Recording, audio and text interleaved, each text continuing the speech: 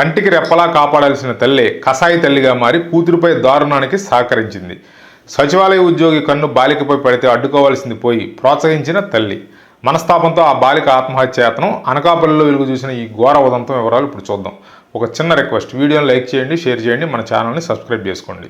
Anakapalli in charge DSP GRR Mohan తెలిపిన వివరాల ప్రకారం అనకాపల్లి పట్టణానికి చెందిన ఒక వివాహిత తన భర్తతో విభేదాల వల్ల ఇంటర్మీడియట్ చదువుతున్న కుమార్తెతో కలిసి వేరుగా ఉంటుంది.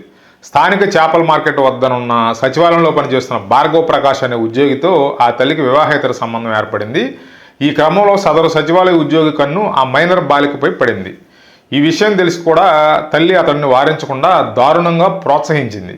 ఈ నెల 7న భార్గవ్ ప్రకాష్ ఆ బాలికపై అత్యాచారానికి పాల్పడ్డాడు. దీంతో తీవ్ర మనస్తాపానికి గురైన ఆ బాలిక అదే రోజు బాత్రూమ్ శుభ్రం చేసే రసాయనం తాగి ఆత్మహత్యాయత్నానికి పాల్పడింది.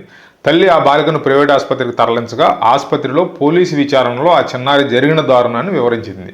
కన్న కూతురి జీవితాన్ని నాశనం చేయడానికి సహకరించిన ఆ తల్లిని, దారుణానికి ఒడిగట్టిన ఆ ఉద్యోగిని కఠినంగా శిక్షించాలని చెప్పి ప్రజలందరూ కోరుకుంటున్నారు. ఈ దారుణ ఘటనపై మీ అభిప్రాయం కూడా ఖచ్చితంగా కామెంట్ రూపంలో తెలియజేయండి.